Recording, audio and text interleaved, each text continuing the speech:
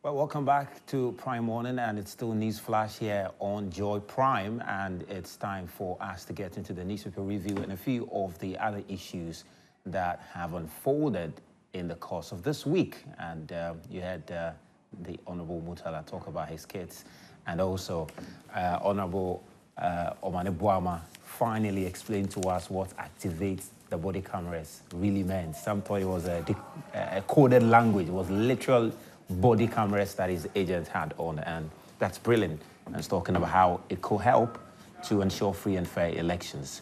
Tomorrow, God willing, the final burial rites will take place for the 6 other, Christian brothers and fathers and uncles who lost their lives in that helicopter crash at the Black Star Square. And as I mentioned, we will be there on grounds to bring you some updates on preparations. We understand government will also hold a press briefing later this morning to tell the entire country how the entire event will take place, so you can know maybe where to sit, etc. So we'll bring you that also. But also, trending is Galamsey, because we understand the IGP's task force has been attacked by some community members and some assembly members after they tried taking away an excavator. And my colleague Erastus Asari-Donko will join me later on the show to tell us more about that, especially in the wake of this helicopter crash, where the calls have intensified for the country to honor the memories of these victims by combating illegal mining to the core. Anyway, in studio with me is Dr. Kisi, and Doc is former MP for Anyasotom, and is still my former MP. Doc, good morning, good to have you. Good morning. Great, and lawyer Kwame Jantwa is also in the studio with me. Mr. Jantwa, good morning. How are you? I'm very good. And Professor Yamga is also here. Prof, welcome back. Thank you, Ms. Brown. Yeah, I hope what was it? Where were you? I was in Geneva. Geneva. I hope it was a good trip. Yeah, I went ahead of the minister. He was actually coming there to the United Nations there for us to push towards getting a globally binding framework to regulate plastics. So we were waiting for him when we heard the news. So I had to cut my trip just to return to see that how he was sent home. Yeah. Anyway, we'll get more into that, but we're going to start with the newspapers and share with you what the newspapers have captured. I have with me the Ghanaian Times, and on the front page is State Funeral for Victims tomorrow, and it has the pictures of all the victims whose funeral will be held tomorrow. And also, it has a statement from the EC where they say that they are ready, so we are ready for Akwatia by-election come September 2. That's according to the EC, and the Ghana Air Force says in sacrifice they give their lives in that, what do you call it, eulogy night. They have vigil they had for the victims of the helicopter crash. So that's what is on the front page of the Ghanaian Times. And maybe Doc will come to you for what you have, the newspaper you have, and what's on the front page. Yeah, so I have the New Republic, and interestingly, they have MPPs Elon Musk, battles Ken Ejipong and co. And this has to do with Brian Echampong and Kennedy Ejipong, they say.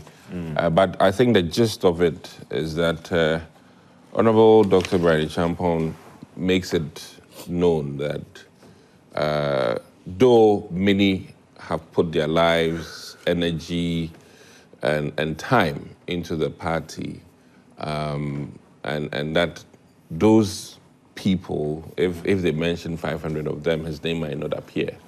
However, when it comes to financing or putting into the party in terms of cash contributions, he tops, and he would be very surprised if there's anybody that can match him over the years. I heard you mention that he gave 100,000 Ghana cedis to each of the parliamentary candidates in the Eastern region, and some 1 million Ghana cedis to the polling stations. That's, I think it's striking.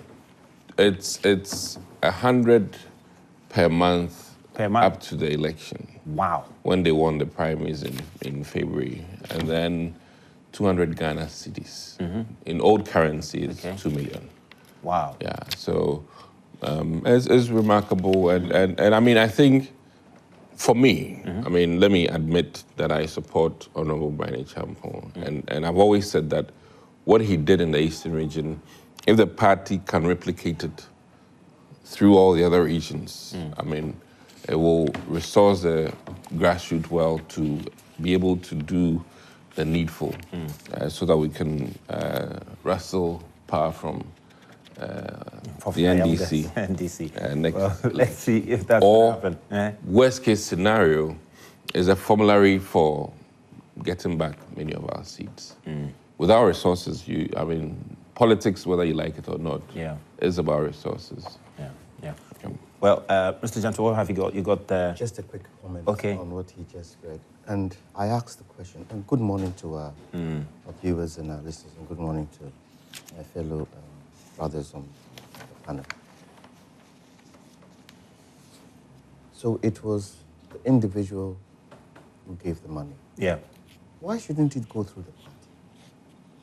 You should give the money to the party. No, he gave it to the Eastern Regional leadership of the party. Okay. Yeah. To be given to the... And not just, I mean, just to clarify, his contribution was not just the Eastern region, but the entire party. So who received the money? Oh, his regional chairman was there to attest. But shouldn't it be, you have a party with its executives. If you're going to give such money, they should also be there, and they should say, yes, on behalf of X, he has given this to the party. Otherwise, you know what happens? The seditious thing comes in. As in somebody will take the money? Not even. Somebody will feel, yes, he's giving X money to party. So this is the one we need to vote for. Or this one's giving less to the party. This one we need to vote for. And then it becomes a money thing instead of a capacity thing. And for me, we should be very careful, because then it takes our politics more into the money bit than the person having the capacity to do the nature of our politics, if you want to lead a political party, you equally need to have capacity in resources. Yeah. Yes, but I'm saying capacity in resources. That's how come John but you've got to do it through the party. The party runs supreme, so you've got to do it through the party. Yes, and definitely they acknowledge that it was X. So you think it should have gone to the national executive? National executives, and then they are there when, you know, whatever is said is said. But the regional chairman is the party for his region. Well, Doc, you've got the Observer, right? Well, what have you got in the... You never agree with me, so let's go on. I have the the Observer. The Observer. Is it Observer? Yeah, it's... Is that how they spell Observer? Yeah, they just try... Overseer, or is it Observer? Oh, the Overseer. Overseer. Okay. The Overseer, yeah. Okay, it says Defense Ministry assures transparent probe into fatal helicopter crash. Now, and then we have lost a brother, a mentor, a light, Dr. Mark Oliver, Kevo Mons, Dr. Mane Boama. And then we also have, thank you for Tamale Central withdrawal, but expect defeat in Akwetia, NDC to MPP. Then we have Sukparu hails Ghana's digital strides at AIA Lab launch. Now, my take is on the Defense Ministry assures transparent probe into fatal helicopter crash. Would they be able to tell Ghanaians every nitty-gritty that caused the accident?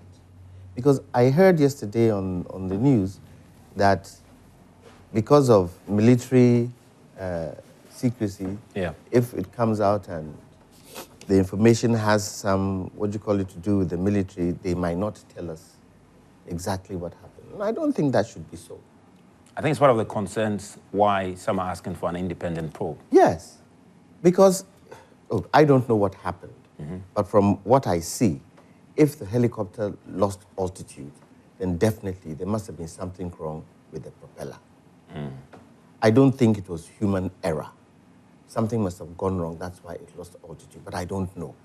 But I believe that every nitty-gritty investigation they do and they get results, they should tell the people of Ghana, because everybody is hurt by this. And if you're not going to hold on to information that you investigated, I don't think it would bode well. But what if they have findings that to some extent implicates the army? Of course, they will have to be measured in how they share. Why should they be measured? But it's the army. If the army didn't maintain the aircraft, why should it be measured? It should be put out there. Why not? What is wrong with that? No, tell me. Where's the secrecy in that? Then the army can come and tell us why that helicopter wasn't maintained. And if government didn't give them the wherewithal to do it, then we know who to point a finger at. But will you be surprised if you don't get the nitty-gritty as you are demanding? I hope we do get it. But I won't be surprised if we don't get it. I will not be surprised. Because then, what then happens? People will start conjecturing, they're trying to seal some information, and we don't want that. But is that because they haven't indicated timeline to the investigation? We don't know when it's going to complete. You see, I think maybe we should have gotten some timeline. No, you can't get a timeline because the black box probably needs to go back to the manufacturer. For the manufacturer to open and decode and do all that, that can take a month or two. But they should be able to tell Ghanaians at any given stage where they are so that people are abreast with information. We don't want a situation where everything goes quiet, then we hear nothing at all. And then down the road, 6 months down the road, nobody says anything. No. All right. Prof is also here. Prof is the Deputy CEO of EPA. Prof, you've got the Daily Guide, right? Yes. A number of headlines. Bafo Boni removes justice from law school. Kouhini celebrates with supporters on August 7th.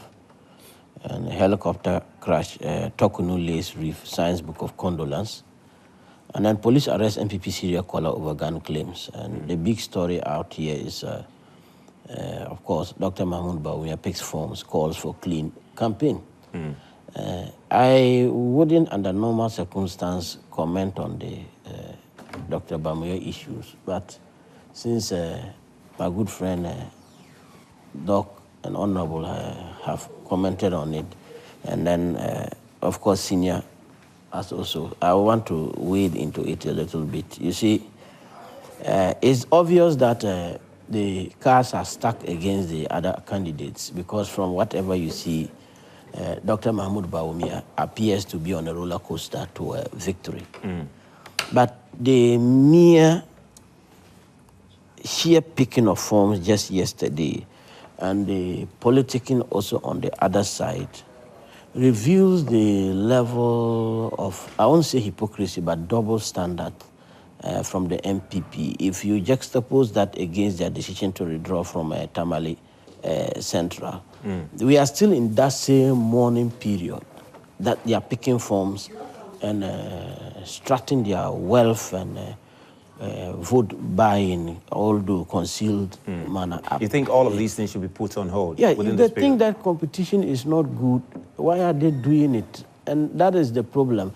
As we say, we thank them for withdrawing from the Tamale Central constituency to save themselves from an embarrassing spectacle. That is what they are doing. And they shouldn't try to deceive Ghanaians that it's because of what is going on that they withdrew. Because if that is why they withdrew from the competition in Tamale, then they shouldn't be going to pick forms whilst we are still here to bury some of our comrades who paid the ultimate price in the fight against Galamsey. They shouldn't be talking about who has given more money to who in the midst of this calamity. So much as I think is much ado about nothing, because none of this is going to change their fortune as far as the democracy and elections of this country is concerned. We must put the right things and the right chips in place. But if they've been, what do you call it? They say that they are withdrawing from the Tamale Central because they are honoring the memory of the former member of parliament.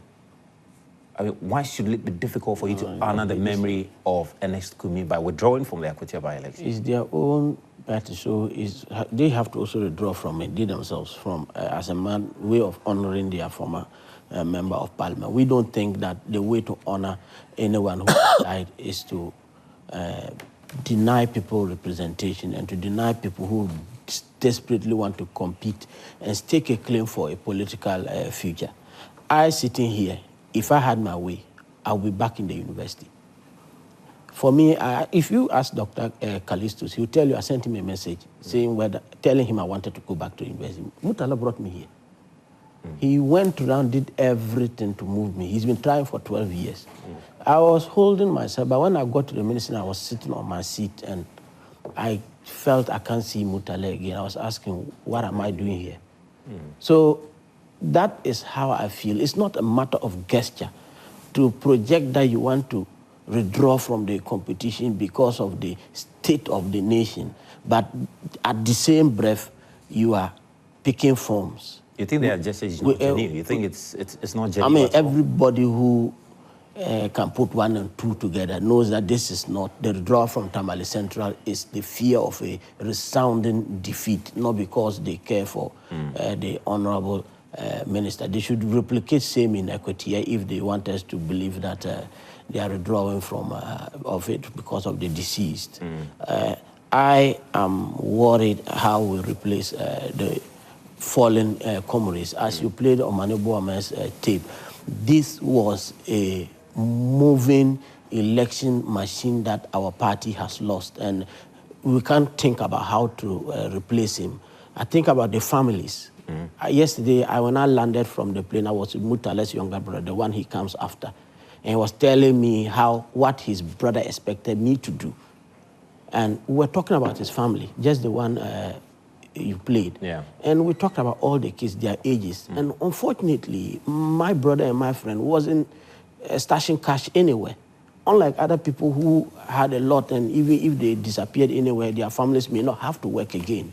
It is not the same with the honorable minister. Now, you will appreciate government's move to set up and a fund. I am sitting here and I'm looking at where do we move from here, that family. If I had my way, if the wife was up to it and the technicalities are not there, I would go tell a lady, come and finish where... Wait, you advise yes, I would the wife advise, if she had the mettle, if she has the nerve, I would tell us our party should let the lady continue with the legacy of my friend. And not only that, probably we should let her continue at the ministry. People have come to tell me, oh, wait, she should not just occupy the Tamale Central seat. I wanted she should also go and take up the... If I had my way, if I had my way, because behind the scenes she is tough. But there are people. That is how deep I am concerning the family. I'm saying this because of the family, but it doesn't work that way in politics. I go to the funeral, and if I give you my phone now, it's hundreds. I look like my late friend told everybody that he had asked me to sort them out. So I keep getting the CVs. They keep telling me, he told them to come to me and other things. He had a big foot. Just one day of stepping into the foot of Mutala, thinking of what he was going to do, I got scared how this man spent his day. It's so with Omane, these are young people who have passed away. And just back to the idea that you will push for the wife to take up his seat and even his office in government. I mean, the NDC have had quite a position on that. Remember, I also watched Wagon and your position on that. We remember the Infanteman by-election and your position on that. Wouldn't I'm that not be... communicating party position. I'm talking about my own feeling, and maybe driven by nostalgia and my bond with the late minister. And as people don't know, he and I had a very strong bond. And most of the things, sometimes he'll call me when he wants to tell something to somebody, he wants the fellow to get annoyed. He'll first tell me, then he'll ask, Mike, do you think he will get annoyed or I should?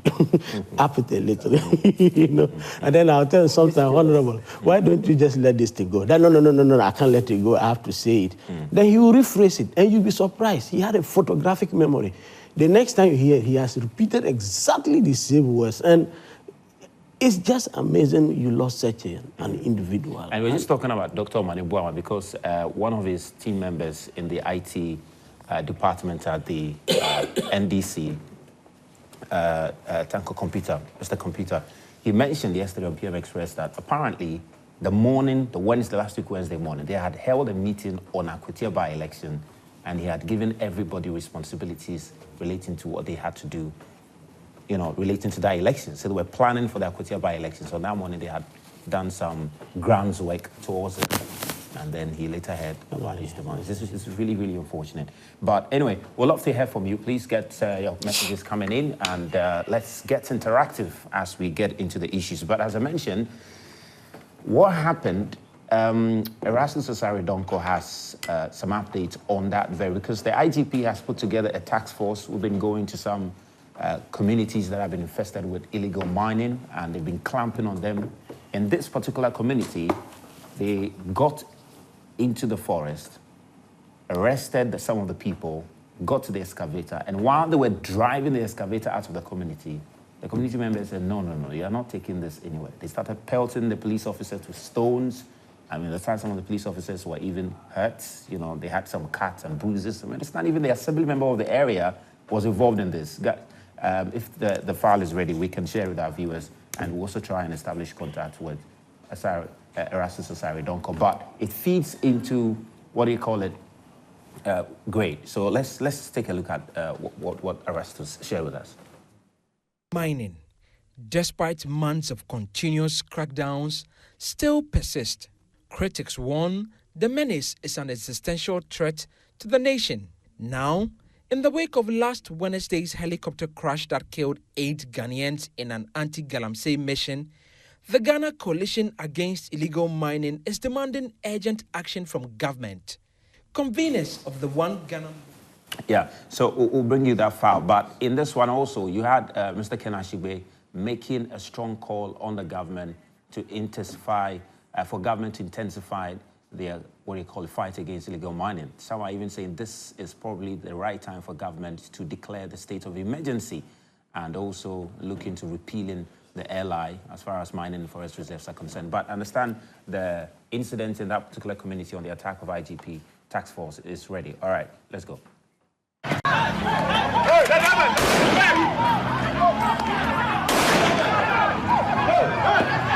IGP's Special Anti-Galamsey Task Force came under attack today as angry illegal miners led by the assembly member pelted them with stones after the team seized one excavator from an illegal mining site at Bonteso close to Mansun Kwanta in the Ashanti region. The team came under attack by almost large crowd from the community, pelting stones in an attempt to attack the team. The team is seen firing warning shots to disperse them, but they kept coming. Leader of the team, ASP Bawa Abdul Jalil, and Sergeant Agblepe Mawena Yao sustained some injuries. They managed to arrest the assembly member for the area, Patrick Asare, and 2 others, Osei Vasco and Akwesi Amponsa. After a series of warning shots and targeted arrests, the task force managed to control the situation, dispersed the hostile crowd, and transported the seized excavator to the Mansun Edubia police station. They had to leave one excavator at the site due to the hostile situation. The Mansun area is noted for years of extreme illegal mining, destroying farmlands and polluting streams there. Yeah, so that's the incident that happened in the Ashanti region. Doc, let's just get into it because, I mean, we lost these gallant men because they were on their way to help in the fight against illegal mining. And just a week after, we're hearing that we're still having difficulties clamping down on this thing. I mean, quick reaction. First of all, let me pay some respect to the dearly departed. Let me put on record that many have lost their lives one way or the other due to illegal mining. From those who do it, who die in the pits, or from drowning, or from caving in. Those who are yet to die from their exposure to mercury and cyanide. And let me admit that the death of these 8 heroes are largely due to the externalities of illegal mining. And it's come home for many of us who have the right set of thinking and who can appreciate the pain and suffering that illegal mining activities are causing the nation, to the extent that our food, whether cassava, maize, now have traces of minerals that are unacceptable, and in fact, at levels that are almost unacceptable for human consumption.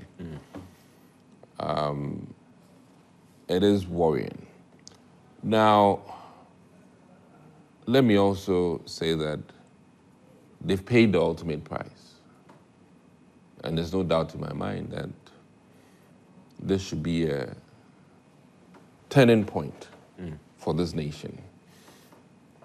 And certainly, illegal mining The financiers are both in MPP and NDC, admittedly. And this is no more necessarily an NDC battle and should be looked at as a national disaster. I'm grieving because, as Prof has put it clearly, what has become very obvious to many of us again is that these figures have a whole village with them that they support. I mean, I've heard people say they'll pay their indebtedness, but there's even more dependents who will be crying at the funerals, not because necessarily of the death, but they depended on these aid figures in whether small or large ways. Fortunately, some medical students that Murtala was supporting have been taken up by Haruna Idrisu. And let me also admit that Ibrahim Mahama also has said he will support their debt. It's a very painful thing, a time for the nation to reflect. And to hear this story, it just tells you how hardened the hearts of those who are involved in this trade, which I see as a drug war. It's troubling. And I think that we need to be sophisticated in approaching this issue and trace and track those who are making this trade very enjoyable.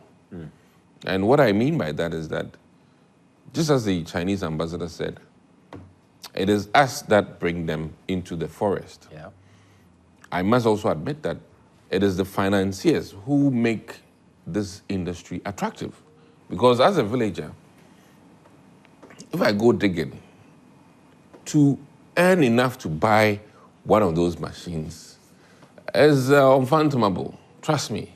Listen, if you do the math, even as I sit here as a former member of parliament, it's going to take me a lot of hassle to buy one excavator.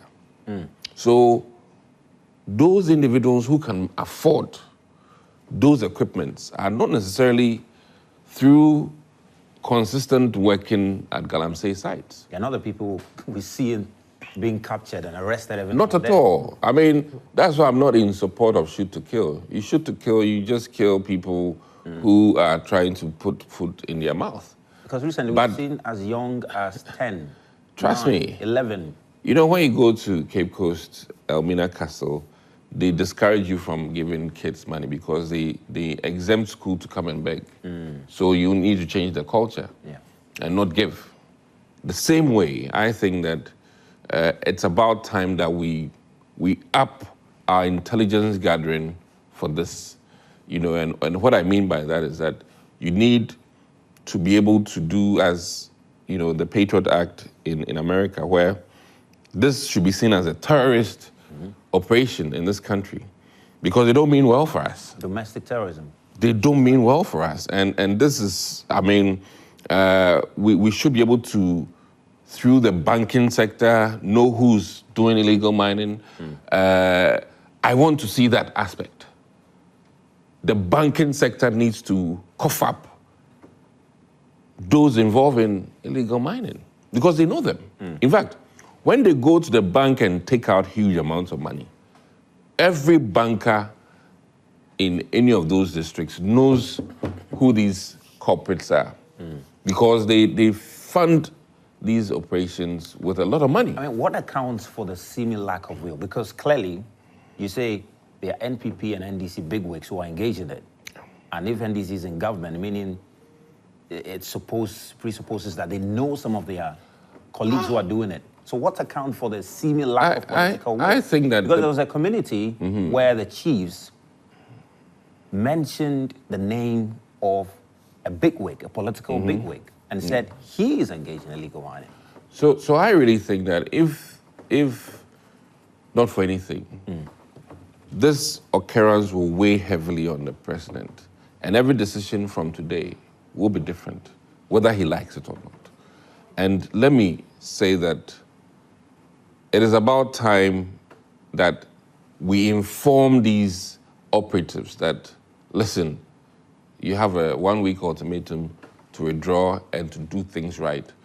If you are caught, whether you are my vice president, my sister, my brother, we will let the laws of the land deal with you. And I think that John Dramani Mahama, every party faithful will appreciate and accept and admit that this one, Nahu Kosam, because we shouldn't have lost these lives to Galamsey stoppage or illegal mining stoppage, but it has happened. Yeah. And I think to allow the other panelists to talk, let me add that in all of this, our intelligence gathering needs to be strengthened, and almost certainly this now should be seen as a terrorist type of action.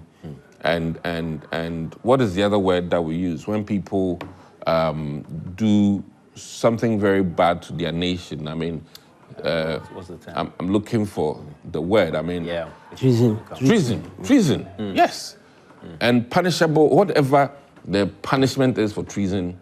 I'm feeling that this is kind of what we should do now. I think because engaging in illegal mining should be regarded as an act tantamount of treason. Tantamount. I mean, because now, based on the happenings, who else out? This was going to take the president's life, for crying out loud. Because, I mean, based on the small intel, me, Kwesi, on the corner of the street, no, the president would have occupied this aircraft. You understand? And just by mere chance, he wasn't on. Yeah. So this illegal activity was going to take away our president. Yeah. And any actions that leads to the planning or killing or contributing to the taking away of high office holders. I mean, what else? Whatever crime is that? Yeah, great. Treason. Just on that very incident in the Ashanti region, my colleague Erastus Asare-Donkor has joined us, and Mr. Janso, I'll come to you, Prof, also come to you, but let's get some more details on this very incident. Erastus has joined us. Erastus, thank you very much for making time. Can you share with us a bit more about this incident?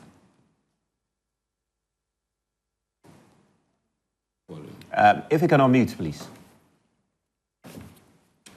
So for some time now, the IGP's Special Anti-Galamsey Task Force has been working, and I must commend what they've been doing. Is helped a lot. And they have stationed themselves at the Manso area. You know, the Manso areas have become a hub for illegal mining activities. Not just a hub for illegal mining activities, the people are emboldened, they are armed. And it's been going on for such a long time that it has become normal for anybody. If you know the Manso areas, Manso Krai, Manso Dubia, Tudukrum, and its environs, illegal mining is very common. Digging in homes, digging almost everywhere, destroying every river or stream that lies in that area. And so yesterday, the team on their patrols spotted some excavators working in an area called Bonteso. And so they decided to seize the excavator. And when they seized the excavator, the assembly member for the area, one Patrick something, he was the one who owned the site. He claims he owns the site. The assembly member? Yes, the assembly member for the area. And so he started going to the town to mobilize people to attack the anti-Galamsey team. And so as you see in the video there, the townsfolk mobilized themselves, almost the entire community. And that is shocking to the extent that Galamsey has become so normal within the community that everybody thinks it's their right to even mine illegally and pollute water sources. So they started advancing towards the team, pelting the team with stones. Some of them were firing pump action guns from behind. So the team also maintained their ground. And I like the professionalism with which they did that. Nobody got hurt. They did not fire into the crowd. They professionally maintained their grounds and also fired warning shots to disperse them. Some of them sustained some wounds, from the stone pelting and all others. But they maintained their grounds. They were able to still escort the excavators to the Mansour Dubia police station. So they've been able to so far arrest the assembly member. They've arrested 2 other people in connection with this, and they are currently in the custody of the Mansour Dubia police station. I'm just curious. Do you think, because from the way you're describing the community and the level, to which Galamsey activities is going on in the area, do you think the task force will be enough to rid the community of illegal mining? Do you think some extra force might be required? In fact, this task force, I would say, is the best.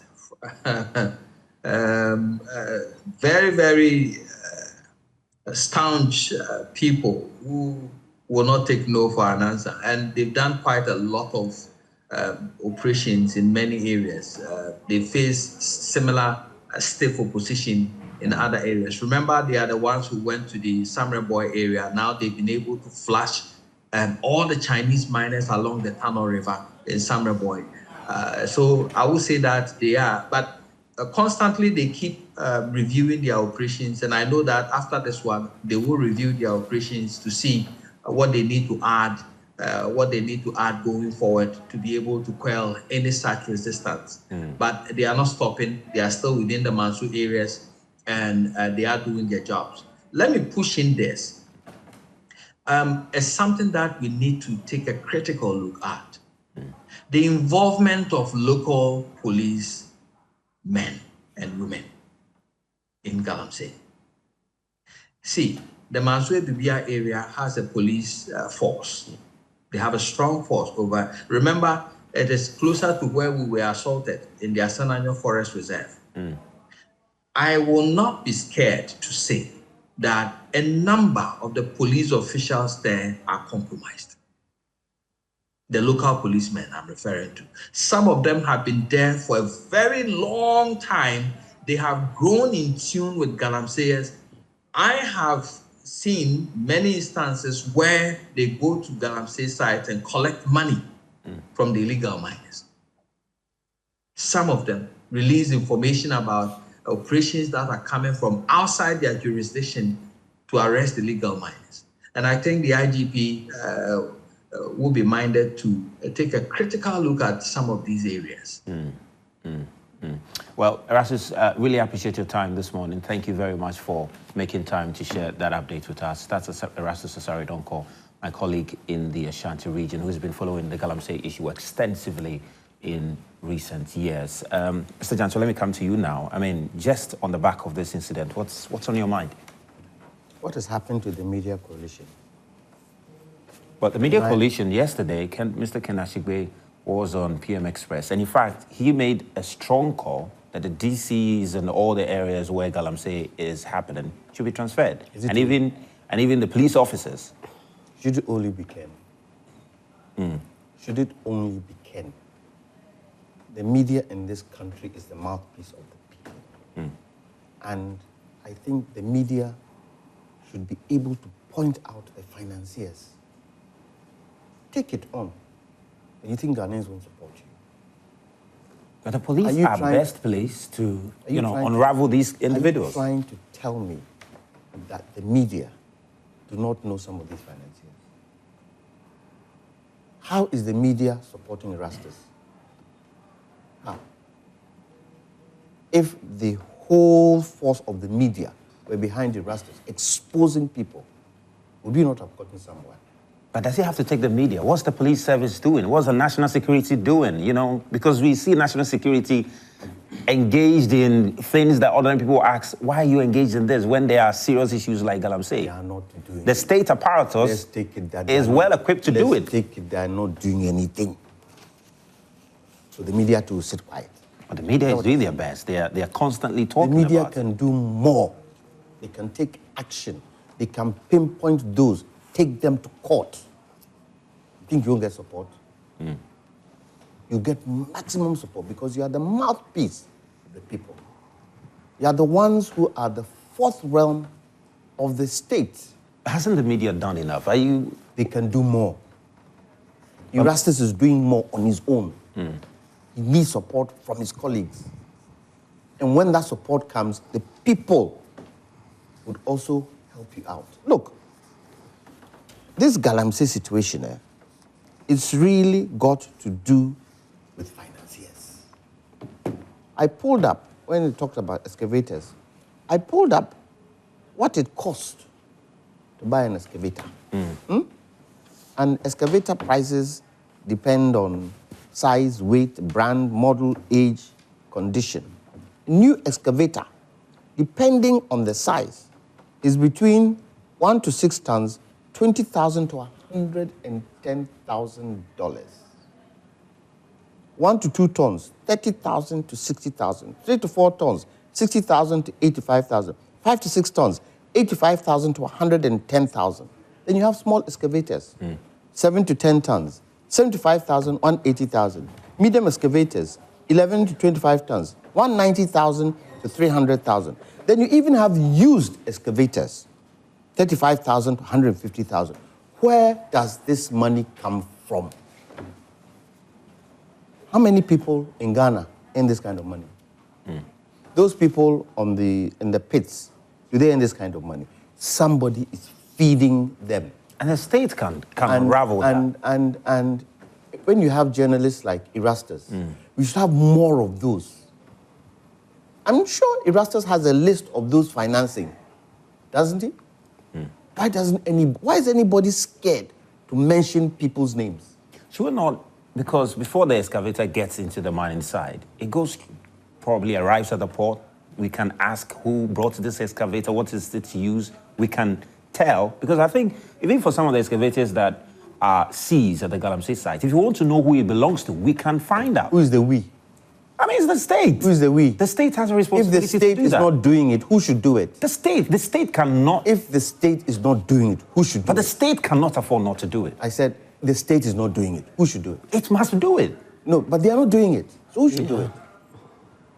Who should do it? But how can the media know who? That's why you can't do citizen arrest too. Sorry?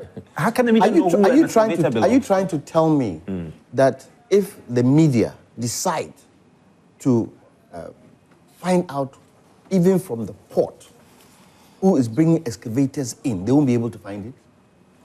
Is that what you're trying to tell me? But you see, the situation we are in is that, for instance, like Doc said, you have element from both parties when they are in government. Obviously, what that presupposes that you have elements in government engaged in Galamsey, and you want the media to expose these elements. Are you scared of government? No, the point is that the reality is that it is very challenging to get that kind of information. Why is it challenging? It is challenging. You can get all sorts of information. So that the media has networks, they can get information when they want information. But ultimate responsibility should be on the state. The state should be up and doing. Let's say the state is not doing it. So who should do it? It can't afford to have that post. But let me add, it's not doing it. Let me add that. Galamsey, hang on a minute. Galamsey has gone on for how long? And the seriousness of Galamsey has started more 2016 going on because of water bodies. Are you trying to tell me that today in this country, we don't know who are financing it? Is that what you're trying to tell me? But it's also fair to say there's the media who have also, gotten the country to appreciate the gravity of illegal mining in our country. Go a step further. Go a step further. Okay, even if you decide not to take them to court, if you know the names, publish it in the papers. You come and sit here and discuss it. Mr. Janto, what was your headline, the paper you've got? Oh, Kwame Janto is there. Oh, my brother is there, my brother. Hey, these people, won't that investigation start? Won't people question me when I go out on the road? Hey, Mr. Janto, there's no Galamsey. You think I'll be able to stand it? No. Something. But you can see us. You can go ahead and drag us to court. Listen, something. So what? Are you scared of court? If you have your facts. Are you scared of court? Why won't the state just take it? Something has to happen. The state is not doing it.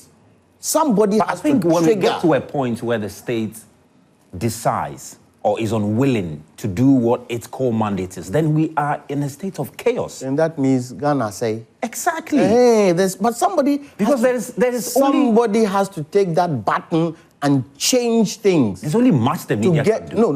No. I don't believe that. Your mouthpiece is strong. And we are doing that. And politicians are scared of your mouthpiece. They are scared. Use it. Because I don't understand why we are still fighting this menace to a point where 8 people have died because of Galamsey. I don't understand it. No. And even that, the environment, look, what even shocked me was last year when I saw animals with 2 heads. When I saw babies being born and deformed. That was crazy. Declare state of emergency on the forests, on the water bodies. Do it. Declare state of emergency. So if they don't declare state of emergency, we sit and watch, as we sat and watched. So look at what has happened in Manso. Is it Manso? Yeah. That people have the nerve to pelt the police with stones. You see, we haven't been able to enforce the laws that we put in place. That's why I say that if that is the case, Parliament should shut down. They should stop doing laws. If we can't enforce those laws, they should shut down. Because I don't understand how people can decide to pelt police. You're in slow power. We are not scared of the power the police have. See, the disrespect in this country is just too much, and it has to stop somewhere. Mr. Johnson, we've seen even worse. Look, how many people are doing Galamsey? Let's say about 1 million, 2 million people.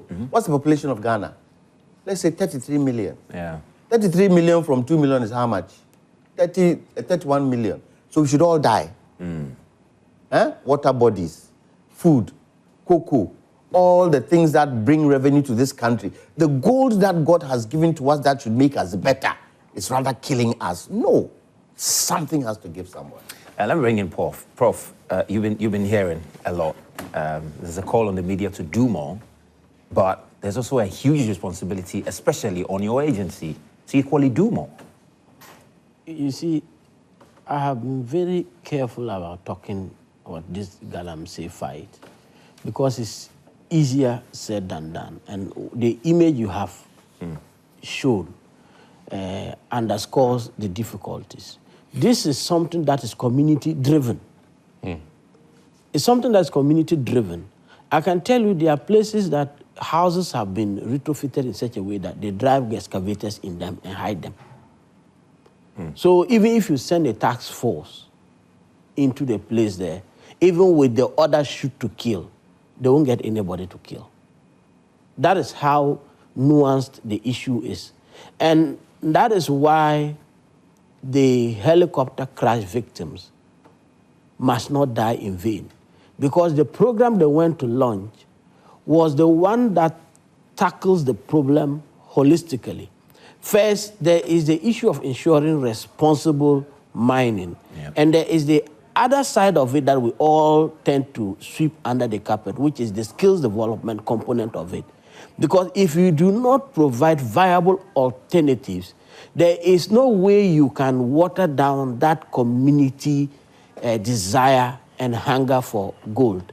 People say they cannot be working on gold and money and then be starving. So the support system that the financiers have to keep polluting and destroying this environment is anchored by the community desire to engage in that. But hasn't that been encouraged by the posture of the political actors? So I'm saying that you can go arrest the whole community, put them in jail. The next day, and a new army of illegal miners will emerge. So that is one thing. I agree perfectly with what Senior is saying, that we need to be more proactive in terms of exposing people who are financing.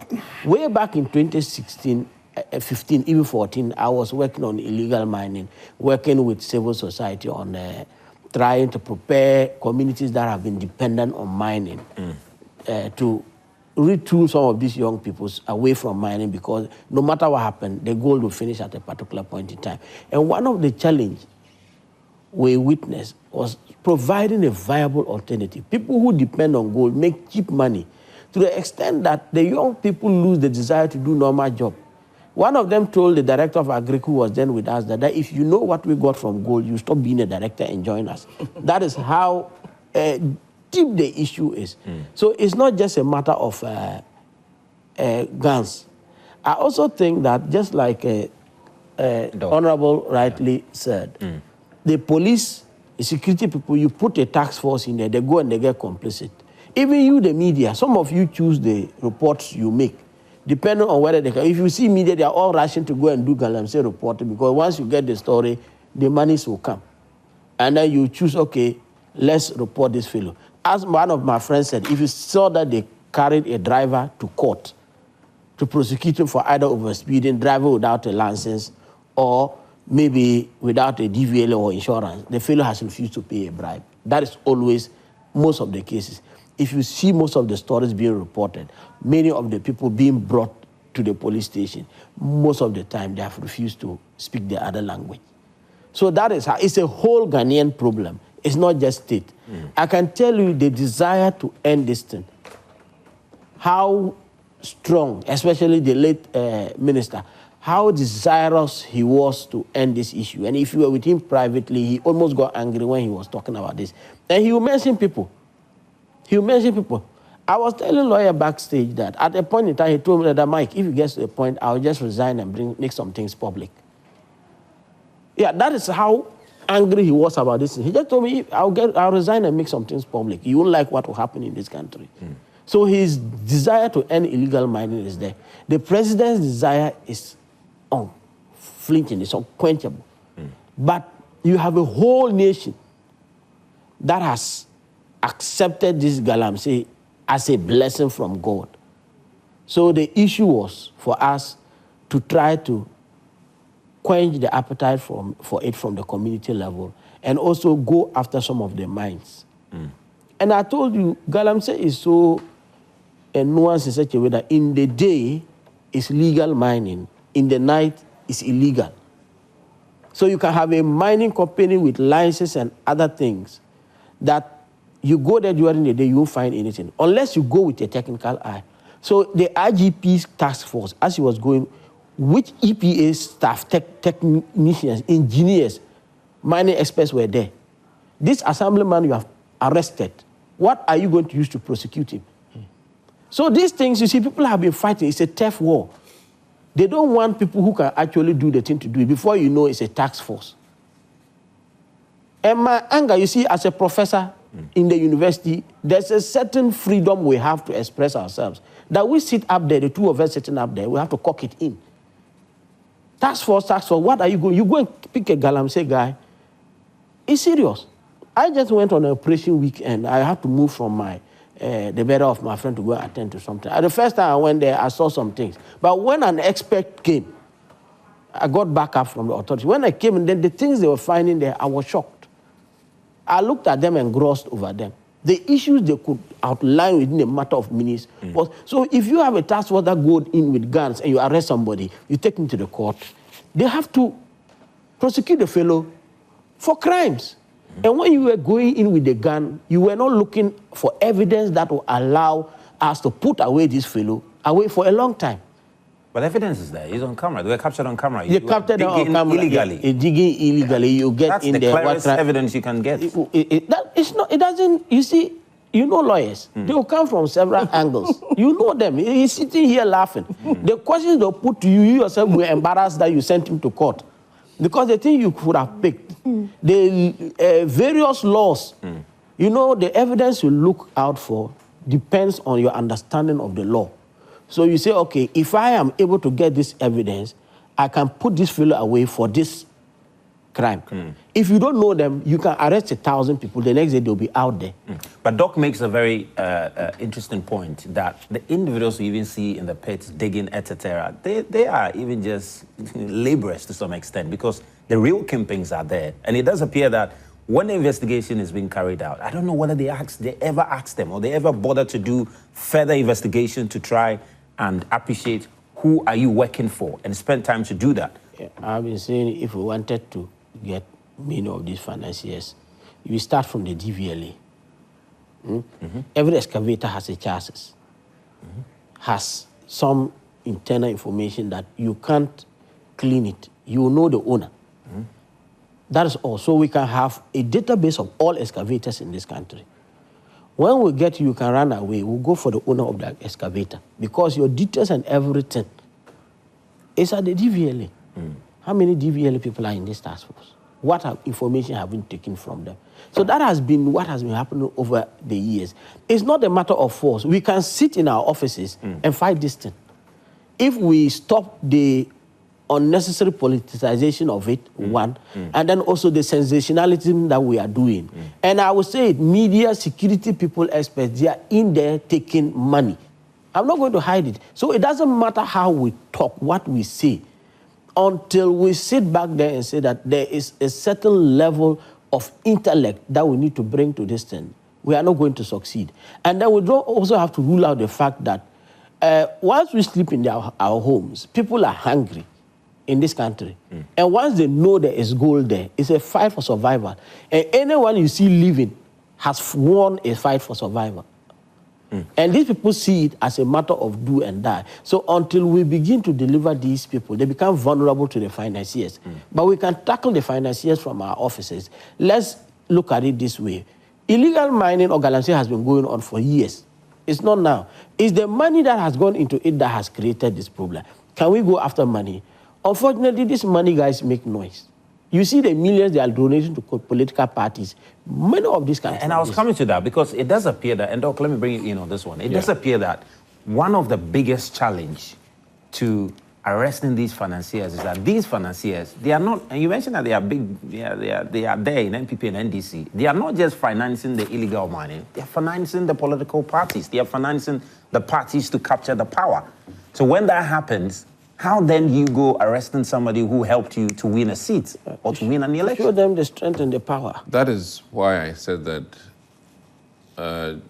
His Excellency has a duty to the dearly departed, and that the death of these 8 powerful men will weigh on him.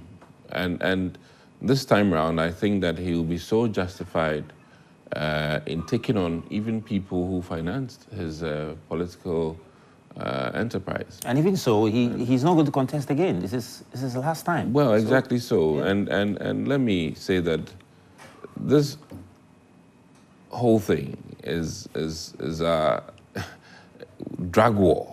And we need to learn from the Mexicans in the sense that, you know, they don't take it lightly. And we should not. And that's why I'm also stretching it to say that it is almost like fighting a terrorist group. And that is how now we should see it, that galamseyers are terrorists in this country because they don't wish us well. They are damaging our water, and water is life. So if somebody is damaging our water bodies, they're killing and killing us, this one is not softly, this is slowly. You know, they are killing us with cyanide and mercury, and this affects even the unborn, okay? Future generations. And let me add that I am tired of going after the guys in the pits. We need to up the bar in terms of the people who are financing. And let me say that it is not just money for the excavators. To run an operation for 1 week where you are paying these boys about 450 Ghana a day, my goodness. You know, so if you look at the $85,000 he's talking about for the average on excavators, and mind you, these excavators are heavy-duty ones. So if you're going in for about $150,000 excavator, you know, because of the kind of stones they are working on. Yeah. I think that we certainly need to up our game in the intelligence gathering. We may have a lot to learn from the South African way and how they've approached it. Let me state categorically that in Africa, in terms of diamonds, I think South Africa ranks really high. And they have been mining much more than us. And we may need to almost look at how they've attended. I mean, quite recently, we know that when illegal miners were caught in a pit, the president really said that it's about time they just leave them. And it was the human rights people that, came out at the government, talking smack at the government that why leave them in there? They are humans.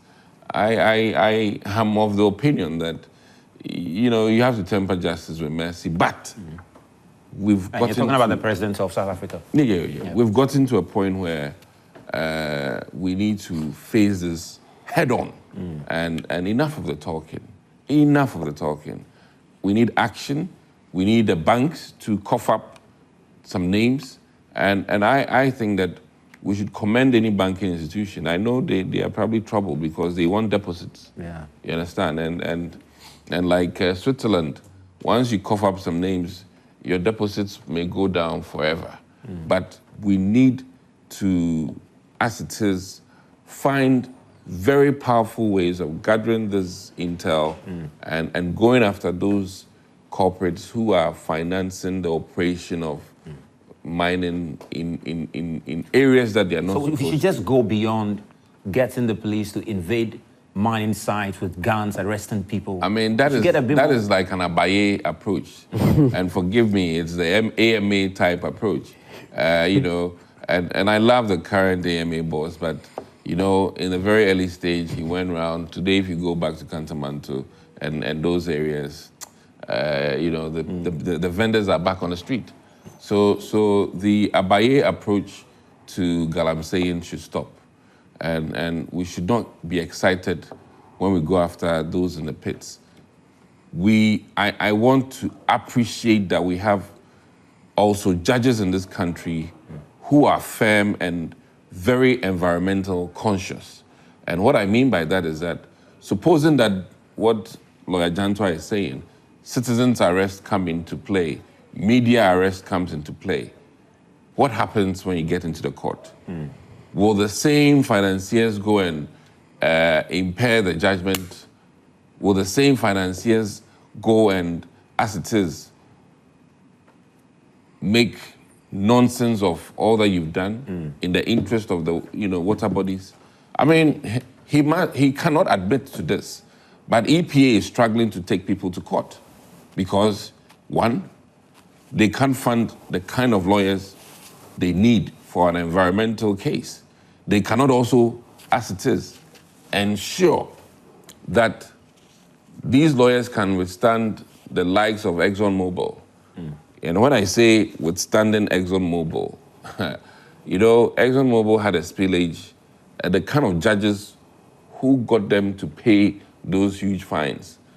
You must admit that they stood their grounds on a conservative land management, thinking, and knowing the court system in America. I mean, after reading the firm, I'm sure, John Gresham, when I was in Morningstar, that's my exposure to how the judiciary services or the jury can be influenced way behind the scene and bought. So I must admit here that, as we arm up, we should arm up and strengthen the intelligence gathering and security machinery for this, because the miners are sophisticated. I mean, listen, they were doing pump action, guns, per what Erasmus was saying. And even this, I was just pointing out that this very episode in Manso, it's possibly a minor one, because there was one where Erastus shared with us, where the Forest Commission, along with a few of the media guys, went into the forest. They were stopped by men wielding guns. And we understand some of these men were not even Ghanaians. Yeah, they were from neighboring countries who have come. To me that this is terrorism.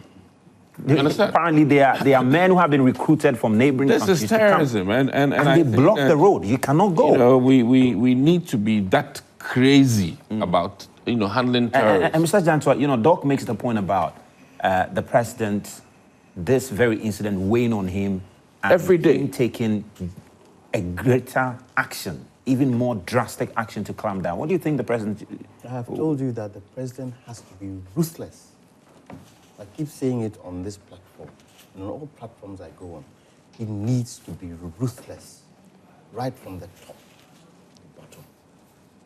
Don't spare anybody, because they're killing us gradually. They're killing us. Look, we spent 6.2 billion cedis last year with excavators. We are the third country to buy excavators into. I mean, we are importing the world. excavators into the country. Into the country, and the ones that are coming. We don't know who. And the ones that are coming in, the kind of excavators that are coming in, are Sany, JCB, Caterpillar, Lugong, which is a Chinese one, XSMG. So you try to tell me that customs, when these excavators come in, you have an idea of the type of excavators that are being used. You won't question? It starts from the port. But you see, it's got to do with love for country first. Those Willemans, they don't care. It's money we want, but yes, survival. What are we doing about it?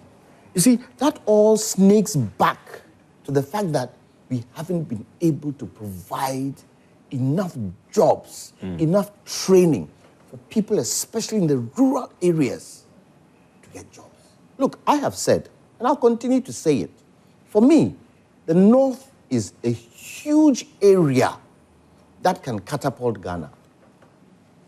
And I believe the North should have its own development plan. The North alone. Because the moment we are able to develop the North, Joy FM will have a station there. Businesses will start moving there. But most importantly, it opens up Ghana to the other parts of the sub-region. Because today, you get companies coming from Niger, coming from Mali, coming to buy what? Even Burkina Faso, coming to get refined petroleum products from Ghana. And even Burkina are even deciding to do a pipeline into Bupe so that we can, send refined petroleum products through that pipeline to Burkina Faso. So if we, and you see, with the North too, one of the major things that is so key there is water. It's key. Yeah. So if we have a development plan for the North, it will open the North up. And one thing it will do, it will also limit the rural-urban migration. But it can also create jobs. And, you know, Ghanaians like traveling within, and we are interrelated. We marry each other. And so it can build a certain groupings that would help us start loving ourselves first. All these people doing Galamsey, especially those in the pits, it's survival. Yeah, and you talk about jobs and how if we develop the North, that could even go a long way to provide jobs for people in the North. Of course, we know some of them come down here and some of the jobs they engage in, because even as recent as 2 months ago or even 3 months ago, we had reports of increased illegal mining in Bole Bamboy, and the government spokesperson indicated government effort to try and clamp down on that. And it does look like in the Savannah region or all the way up there, it's rising, it's increasing. I keep saying this, and I'll always say it. When my father was Minister for Local Government during the Rawlings time, Secretary for Local Government during Rawlings time, he showed me the map of Ghana, why they call Ghana the Gold Coast. The entire country is covered in gold. That is why AGC can go to the north and do deep mining and get the best quality gold from there. So and President Akufo-Addo tried it, didn't he? He banned small-scale mining for a while. When he banned it for a while, did we see improvements? We saw improvements. So let's ban it for a while and put this thing back into cooperatives. Where all these young people doing mining in there, they are in cooperatives, like the agriculture sector, in cooperatives. And you build their capacity and you monitor that they do it well. We will not stop mining gold. 2 days ago, what did the Bank of Ghana governor say? The deputy. He said the gold for oil has, increased our gold reserve substantially. And he said gold has really backed our currency. Yeah. So It is a resource God has given us. God has given us oil. God has given us gold. And today, God has given us lithium. Even more so, God has given us titanium. We have all these natural resources. Why are we using it to kill ourselves? It doesn't make sense. So, GNPC, in doing their seismics onshore, have been able to find, not lucrative, but potential areas for onshore oil production. If they find it in the Galamsey area, what happens? You are losing cocoa, you are losing gold, you are losing oil. Doesn't that affect the country? Yeah. Doesn't affect the country's revenue? So you see how it is important for us to be able to stop this. And the president, from this point, has to be ruthless about it. When I say shoot to kill, people say, I shouldn't say shoot to kill. Okay, if you want shoot to kill, shoot to maim. But they said Shoot to maim. people are shooting. They are It will stop those who are financing. And somebody, they will not get people. Wait. The mother and father will say, hey, and gradually. And once we are trying to stop it, let's put it in a right order. Let's structure it. Because it makes money. Look, if it's structured, we all do small-scale mining. Yeah, agree. Prof, let me come to you. Yeah, you've heard him. What's running through your mind at the moment? You see, I have always maintained that let's not confuse illegal mining with extractivism. You see, extractivism is a framework by which we withdraw our natural resources for our development. And there is the illegal mining. It's illegal because you don't have to do it. And you don't need any other ban on it. It's already wrong to do. That is something we need to get right away. And I can tell you that there has never been a president in this country who is angered by Galamsey than His Excellency John Dramani Mahama. And I can tell you, many of us are there because we see the passion. We know that if we take on somebody, the president will have our backs. The president will stop us. So there has never been a time that I am afraid of any political actor in the illegal mining space that I cannot confront. The issue is the legal system. It's not even the laws. This year, we have passed about 6 legislations to strengthen our fight against environmental damage. It's the laws, and that's what Honorable rightly put in place there. It's the lawyers and the courts. If you arrest somebody now, he still has 48 hours to charge him, and after that, he's entitled to bail. You give him bail, he goes out. After a while, he comes back into the Galamsey pit. So I have been calling here that we need a special court for environmental crimes, and it should be fast-tracked. We need judges that are inclined to preserving the environment. I hold judges in high regard, but if you go back a few years ago, during Anas Amrimiya's expose on the judiciary, and you had judges who could be compromised by goats and yams and other things. You are not talking of gold here. You are talking of gold here. And those in the mining communities have a certain myth that the more blood flows, the more gold you get.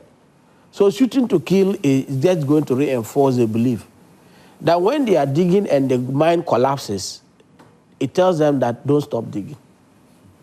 So those are myths that are going on, that gold is blood money. They are ready to die for it. Now, if you go after those, as you rightly said, my brothers and sisters that have migrated for want of jobs, for neglect over the years, you have to go and kill them there. I don't think that is even a solution. I'm saying the solution is for us to have courts. The rich people are afraid to go to jail and leave their wealth. If we have a court system, if today, the Chief Justice and the Attorney General and the rest will put up a specialized environmental court, and we put a maximum of 1 week. Once we get you there, you are going within 1 week. If we put a few big people behind bars, we won't have to fight Galamsey. Well, we don't have to take guns in there. We just have to have a system that fast-track justice for the environment. I'm not saying for anybody, for the environment. This is a time we have to see it as saving the environment from which we borrowed from our children. We are not just stewards, we have borrowed it from the future generations. And each time you get up and you look at your kids and you are going out, you should think of Galamsey as making it impossible for them to have the opportunity that you have had to live on. And we need to reform our justice system. Yeah. Police don't arrest the financiers. You can't go there. They are armed. And as you rightly indicated, what level of enforcement can you put in place sometimes to deal with people bold enough to shoot at police people? Yeah. So it's not the absence of a desire. Well, it is a nuanced system. Yeah, I'm sure even part of the things we need to do is probably review this policy of when we arrest, these expatriates engage in illegal mining and having to allow them to go back to their country. Maybe we possibly also have to review that policy that if you break our laws in our country, we will deal with you in our country. So, let's now get to the Black Star Square where the final burial rites will take place tomorrow. My colleague Sheila is on grounds to bring us up to speed on what the level of preparation has been. Sheila, if you can hear me, what do you have for us? Well, good morning, and we're coming to you live from the Black Star Square, where preparations are underway for the final funeral rite for the gallant six. As we all know, two of the gallant eight who perished in last week's 6th August helicopter crash have already been laid to rest. The final six will be laid to rest, God willing, tomorrow, and it will happen here at the Black Star Square in this arena. And as you can see, preparations are underway. And this arena, as we all know, it has been transformed into a funeral rite place. So usually you find it as an open space, but today we have canopies being erected. You can see that there is work going on, there is sweeping going on, and I can't actually count the number of canopies that have been mounted because they're quite many. And in the background, you find that the iconic Arc Tower, Independence Tower, with national flags flying at half-mast in solemn tribute, right there. And security personnel and event marshals are moving through the grounds, and you also find that some technical people are around, fine-tuning the audio and visual equipment to beam this occasion. The atmosphere here is quite quiet, and everybody's focused on preparation for tomorrow. As you can see, the sitting arrangement is already ongoing. What we know is that in some few minutes, at exactly 8:30, the funeral committee will brief the press on the final arrangement for tomorrow's ceremony. And I bet tomorrow will be convergence of everybody, not just Ghanaians, but people who have already paid their condolence and tribute to the passing of the gallant eight. And so that's what is happening here this morning. And in some very few minutes, we will we'll have the final arrangement from the briefing of the briefing from the funeral committee. So that's my colleague Sheila on the grounds there at the Black Star Square, where preparations are still underway for the funeral tomorrow. And as we mentioned, at 8:30, government spokesperson Honorable Felix Fosu-Kwakye will be addressing the press and briefing us all on what will happen tomorrow. So let's see what will be shared with us. But we understand the event tomorrow will start at 8 in the morning. And here on Joy Prime, we'll be bringing you a comprehensive coverage of that burial. So we'll be at the cemetery, the military cemetery. We'll also be at the, the burial ground, at the funeral grounds. And We'll bring you all that you need to know about the event. Well, we've got just about 10 minutes to wrap up. And Doc, I just want to get your thoughts on this initiative by government to set up a fund to take care of the, what do you call it, the children of the deceased.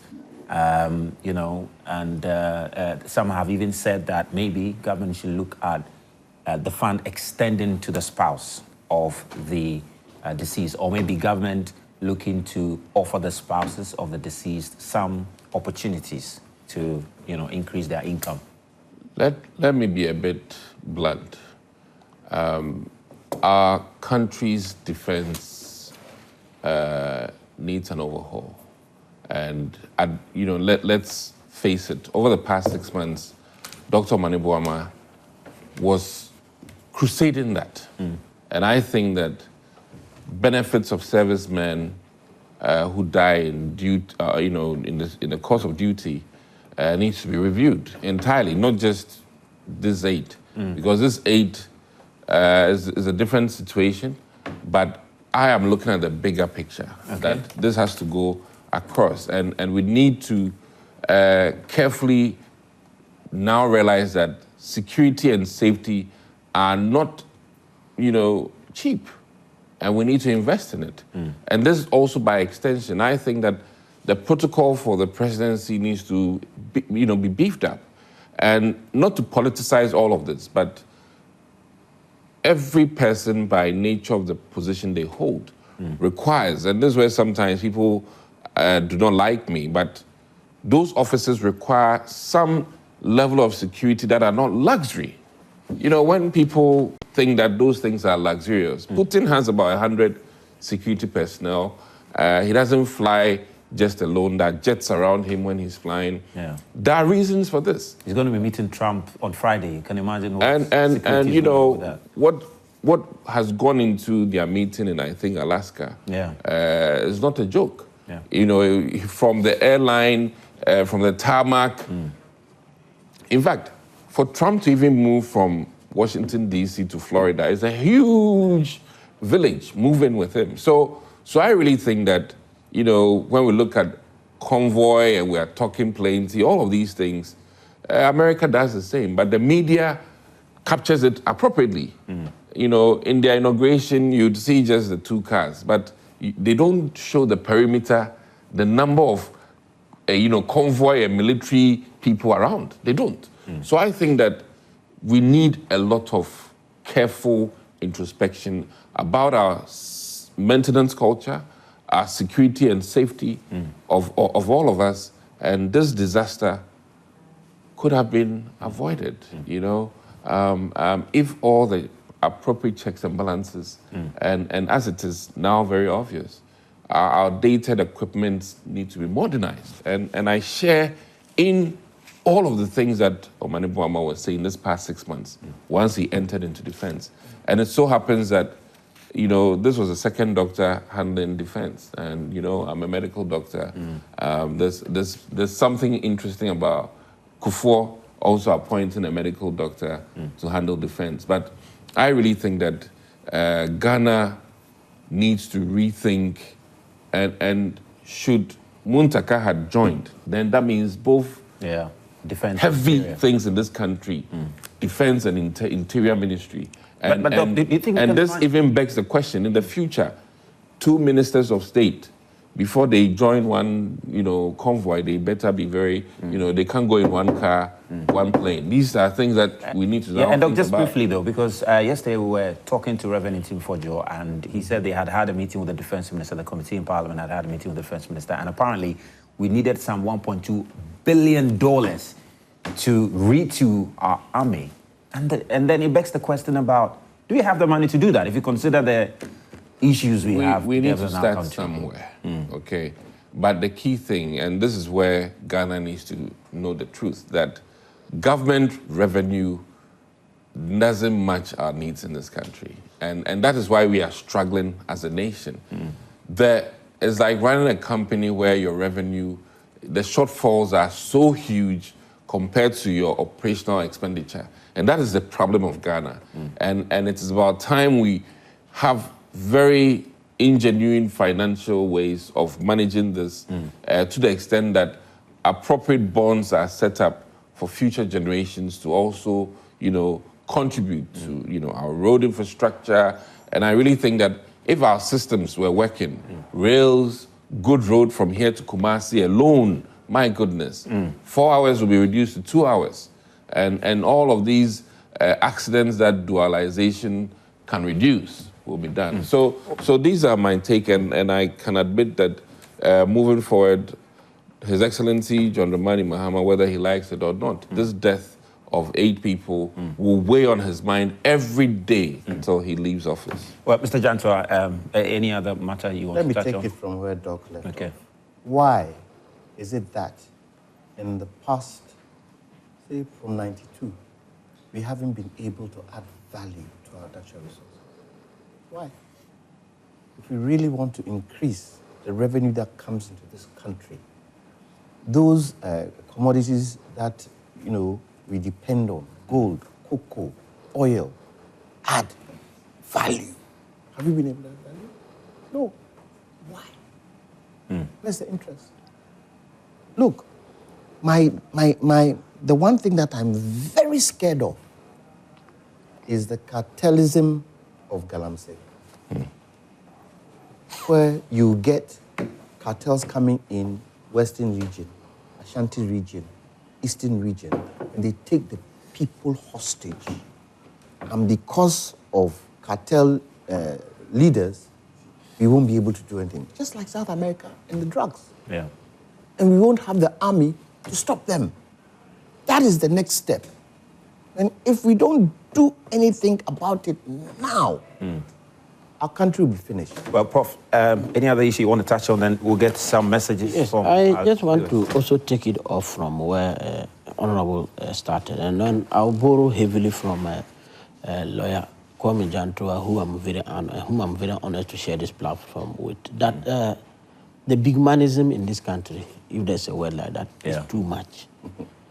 He has always hammered on it, but today I'm saying that if we had not done things because somebody is a big man, I'm very sure some of them would be alive in this country. I have been a professor for years. I get searched at the airport. Now I get there and they don't want to search me. Wait. Yeah, I get searched. You get appointed to the EPA now? They don't want to search me, so I tell them to search me. In this period that we have sextortion and everything going on, somebody could be holding me hostage for ransom and other things and could force me to carry some things. We just let big men go, we don't search them. A helicopter that is supposed to carry ministers of state or even the president, the one who should go on that helicopter should have his detail examined, should be studied for over a week. So it shouldn't be possible for somebody who is not detailed to be on it, to have just gone, regardless of his status in society, to just go on that very day and be able to get on the board of that thing. There are some things we can't make public here, but there are even some indications that people knew the helicopter was not in good shape. Yeah. So if that is the case, even for the slightest doubt of the worthiness of that aircraft, a minister of state shouldn't even go near it. A human being shouldn't go near it. Secondly, I have a problem with us using military aircrafts to carry civilians. We all know in this country that sometimes people can say, oh, if you know 1 or 2 people in the military, you can get on board the military aircraft and go somewhere. We all know people who have done that before.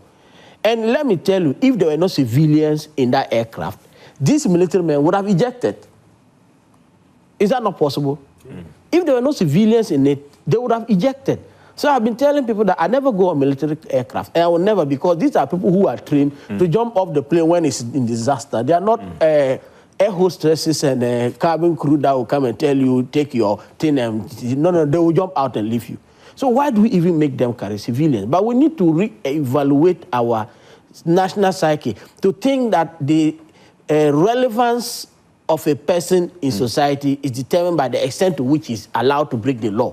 That is our problem in this country. Well, great. Let's get some comment from, what do you call it?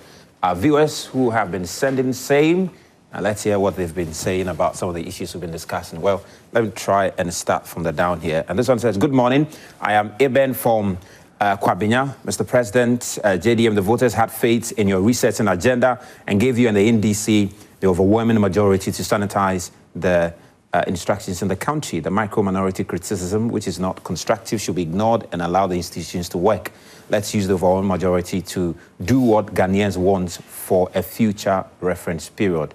Okay, and it says, may our Father in heaven keep our departed heroes until, and this one is what? Is it a birthday shout out? Okay, let's see this one. He said, my opposition has affected MPP so much to the extent that they don't even know what, okay, opposition has affected, they don't even know what constitutes democracy. When did threatening to kill someone become part of Ghana's democracy or free speech? Well, you're talking about the arrest. We didn't touch on that today. But this one says, to contribute positively to Ghana's future, church leaders must be mindful of the weight of their words. Prophecies ought to serve as instrument that promotes unity, peace, and constructive dialogue in the society. Of course, that also has to do with some of the issues that happened in the course of the week. This one said, all the voices we heard when the NDC was in opposition, no one was arrested, okay, still about the arrest and talking about that arrest of, say, Obama, Pokwasi there. Okay, can we have another one there? Which one do we have? He said, good morning, seniors. This Galamsey fight should be directly thrown to the doorstep of John Mahama and his government officials, including lawyer Jantua. They campaigned with it as if Akufo-Addo was on a champagne operating it himself. They should lead the fight for us to support.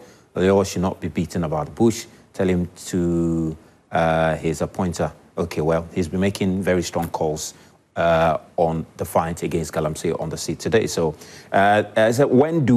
when we do politics of convenience and lies to make a candidate look bad, we will always end like we are seeing it. Where are the CSOs, Professor Jampo and his group, organized labor, etc., who pressed hard on Akufo-Addo's head? God bless the MPP government and Abawumia, showing real commitment to the fight. But unfortunately, our brothers and sisters from NDC were also fighting against the MPP's effort. Well, that's your comment there. This one says, Alhaji Hamza from Pig Farm. Good morning, my brother. In my humble opinion, I don't think the Galamseyers are more equipped than our military and the police. And we should not also, the fact that the security agencies have the responsibility to protect our water bodies and forest reserves. Galamsey is an act of terrorism and genocide against the state, and for that matter, they should not be treated with kid gloves. We should be able to fight and stop Galamsey in honor of these fine gentlemen who lost their lives in the line of duty. First, it was Major Mahama, and now 8 of our gentlemen who discharged their duties with distinction. Another one coming in, it says, from Gasti Man in Brekum.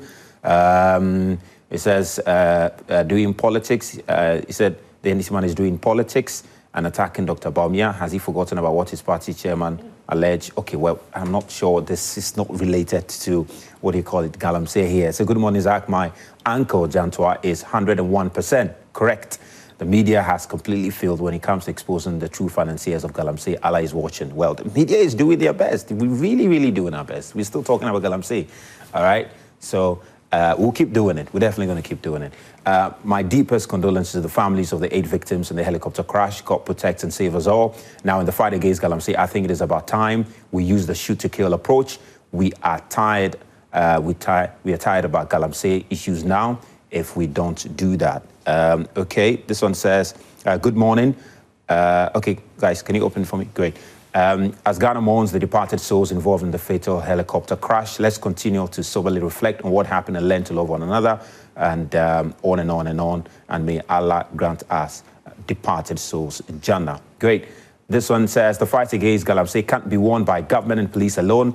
It's the chiefs and citizens who need to take ownership, educate and engage local communities on the dangers of Galamsey, collaborate with local leaders to enforce traditional laws and regulations, promote alternative livelihoods such as farming or entrepreneurship, work with government agencies to provide support and resources, lead by example, and demonstrate a commitment to protecting the environment. That's a very powerful one. I think this is the last one. It says, the growing intimidation that seeks to silence discussion about the pressing issues in our country faces is very alarming and unacceptable.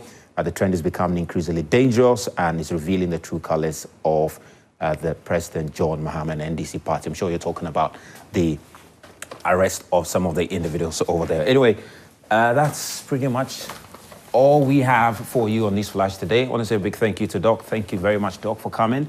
I'm not sure what the next line of action is for, Honorable Brian Champo, but hopefully we'll get time to talk about that more in the course of the week. You get him Mr. Lawyer. You get him an excavator. You get to an excavator.